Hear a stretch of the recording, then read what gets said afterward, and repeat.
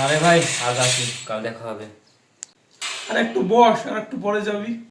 না রে, 10টা বেজে গেছে, আবার এক্ষুনি বাড়ি থেকে ফোন করবে, আজকে আসি।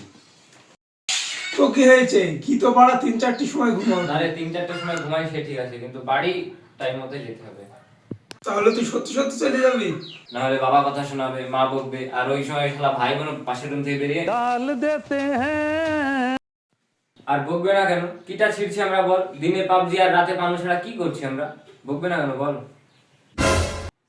না না ভাই, তুই এভাবে তাকাস না। তুই আর যাই বলিস না কেন, তুই আজকে আমাকে কিছুতে আটকাতে পারবি না।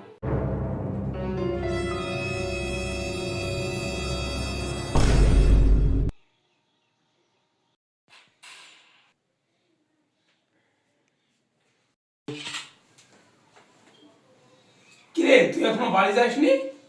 তোর বাপ তোকে বকবে না?